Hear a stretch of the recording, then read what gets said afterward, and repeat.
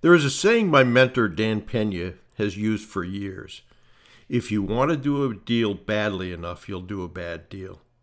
And after more than 30 years in business acquisition, I can tell you that is absolutely true. In my recent video, I talked about 3 red flags that I think every business buyer should treat as gates. Is the seller motivated? Does the company have enough revenue? And does it have sufficient profitability?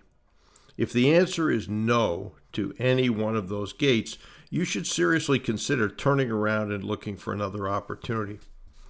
But there's a problem. Those gates only work if you're willing to close them. And one of the biggest reasons buyers don't close the gate is very simple. It's the only deal they have. Think about what happens. You've spent searching for deals for months. Finally, somebody sends you financials. You have a couple of conversations with the seller. Maybe you visit the business. You start thinking about how you could improve it. And you picture yourself owning it. And before long, something very dangerous happens. You're no longer evaluating the deal. You're trying to make the deal work. And there's a huge difference. Maybe the seller isn't particularly motivated, but you tell yourself, he'll probably become more motivated as we get further along. The revenue is below the minimum you established when you started your search, but you say, I think we can grow that. The margins aren't nearly as good as you wanted, but you say, there are probably expenses we can eliminate. Do you see what's happening?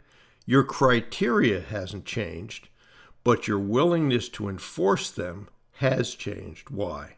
Because you don't have another deal. Scarcity starts making decisions for you. And that's why I tell mentees something that may initially sound counterintuitive. When you find a deal, don't stop looking for deals. If you're having seller meetings, keep prospecting. If you're negotiating an LOI, keep prospecting. If you're in due diligence, keep prospecting. Don't allow one acquisition to become your entire pipeline, because having alternatives gives you one of the most valuable things you could have in a negotiation, and that is the ability to walk away. And there are some warning signs that you're losing that ability. If you find yourself explaining away problems you would have rejected 6 months ago, pay attention. If your valuation only makes sense because of improvements you're going to make after closing, pay attention. If you stop prospecting because you're spending all your time trying to close this particular deal, pay attention. And especially if you're thinking, I can't walk away because I don't know when another opportunity will come along, pay very close attention. That's not analysis anymore. That's emotion. And emotion can become very expensive in business acquisition. I've been involved in a lot of turnarounds, and they are usually very difficult. They usually take more money, more time, and more management attention than you thought they would. So when somebody tells you, Bruce, I know the margins aren't very good, but I can fix them, my response is pretty simple. Maybe you can. But why buy a business you have to fix when you can spend that same amount of time finding a business that's better?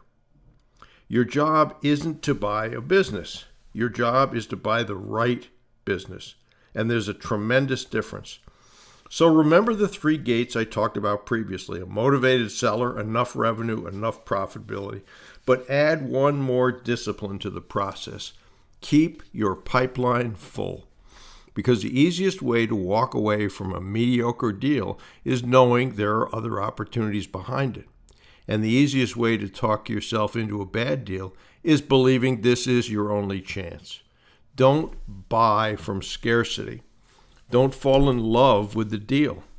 Set your criteria before the deal appears and have the discipline to follow those criteria after it does. And if you don't know where you stand in your business acquisition journey, go to askbrucewhipple.com. There are 12 questions there. It'll take you less than 10 minutes. If you fill those out and answer them, you'll receive a score showing you where you may need to strengthen your business acquisition skills. And you'll also be able to get a complimentary copy, which is free, of my 29-page online book. Again, that's askbrucewhipple.com. So keep your pipeline full, keep your standards high, and remember, the most dangerous deal may be the only deal you have. So I wish you success, and never ask, never get. Remember that, and keep pushing.